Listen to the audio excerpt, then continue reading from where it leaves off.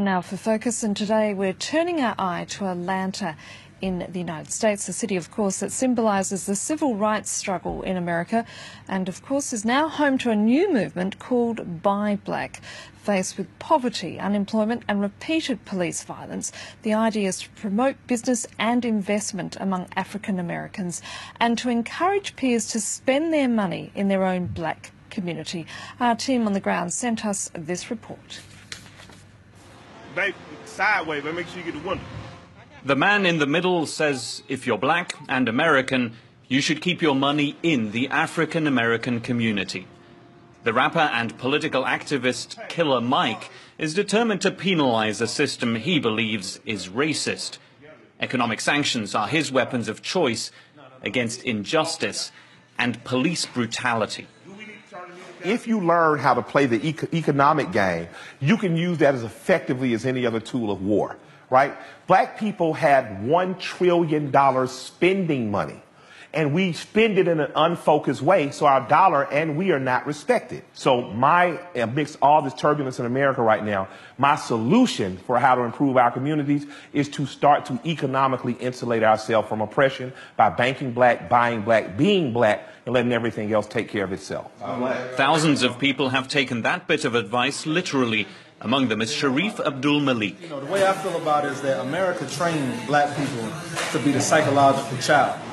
He is on his way to the bank to withdraw money from a large financial institution. He explains his thinking to the teller at the bank. I'm leaving Bank of America for a black-owned bank. Can I see your debit card? Did you swipe this one? You gave it back to me? Oh, no. Within minutes, he withdraws almost all of his savings. The sum amounts to tens of thousands of dollars. They will now head to another bank, one that is owned and run by African Americans. Sharif wants to convince 1 million other black Americans to do the same, and the amounts of money in play are quite substantial.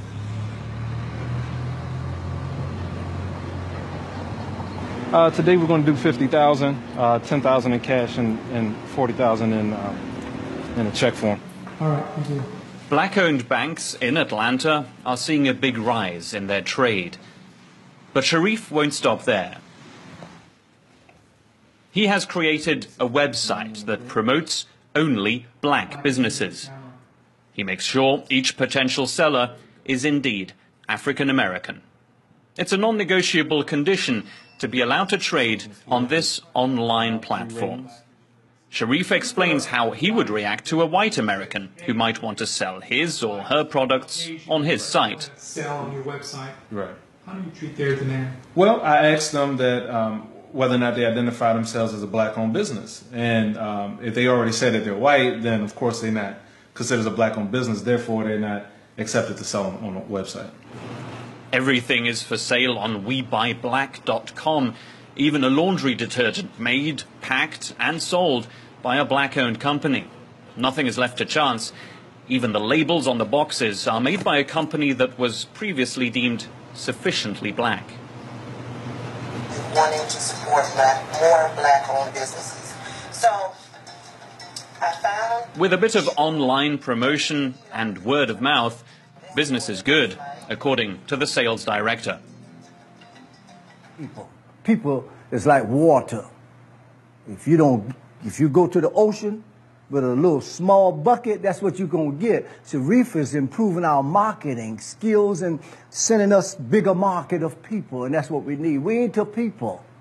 The more people we see, the more sales we can make. We want to start producing our own everything, you know, from toothbrushes to toothpaste to deodorant. I mean, just everything. Everything that we need. Sharif and those who share his ideology say they won't back down from creating a parallel society within the United States. We've been subordinated by America and white supremacy, and we just want to get away from that, you know. And so I don't think anybody would say that we shouldn't interact with other people and work with other people and do business, but we want to do it in such a way that our dignity is maintained and protected and restored.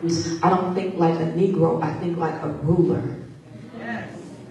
I know, and my first goal is to rule myself. I know that the only way that we are going to destroy the system of racism, white supremacy, is for us to step up to the podium and become rulers.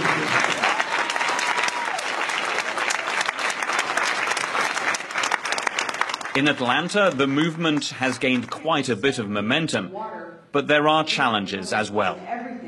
Sharif says that deep divisions persist within the African American community, and his big frustration is that wealthy black Americans shy away from radical movements like his very own. You got enough money to buy this woman 10 houses.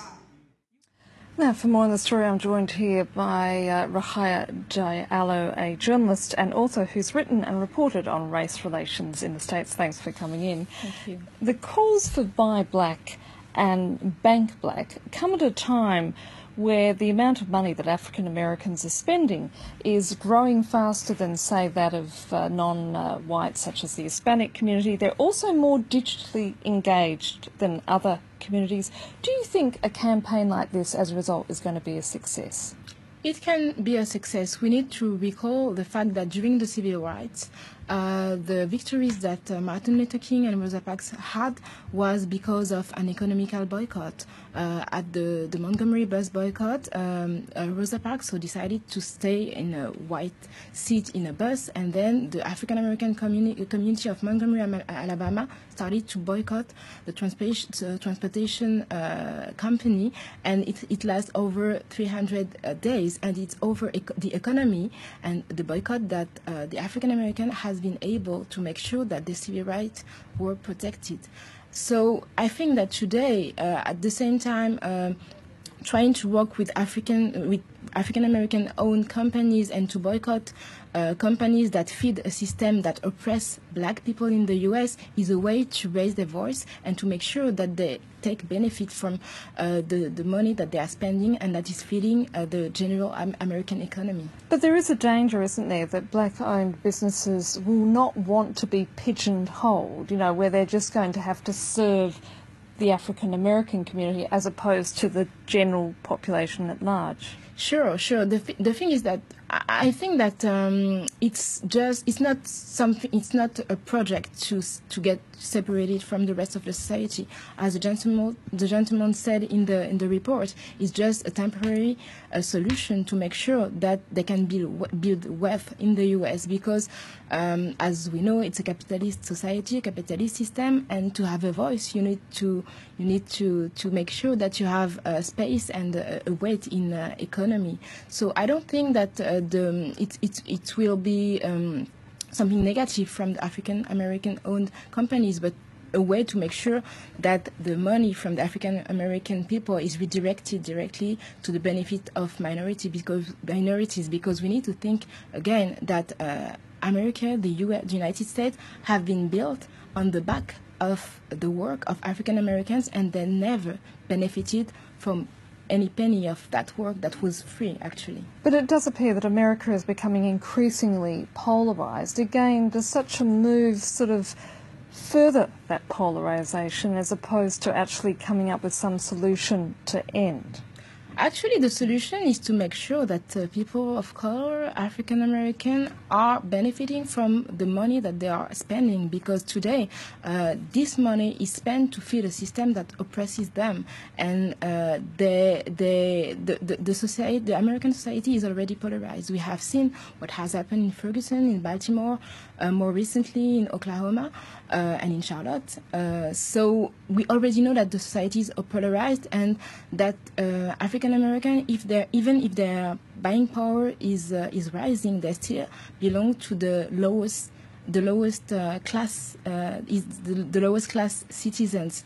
So I don't think that it will feed polarization, but make sure that they have some space to spend their money, and then to have a voice even in the political landscape, because we can see now with the presidential campaign that if you have money, it's a way to make sure that you have a voice. Is this something that specifically could only happen in America, or could it happen, say, here in France? I don't think it could happen in France, because we don't have the same way of seeing communities. But at the same time, it's interesting because it comes at a time when some organizations, some French organizations, are thinking about having non-white organizations only to make sure that they have safe space to think about the condition of non-white people. So it has been very controversial in France, but at the same time, it's a need for people of color in France to have some safe space to think about where they are in France and how they can act to make sure that they have a better condition in France. Rokhaya Diallo, we're going to have to leave it there. Thank you so much for coming in.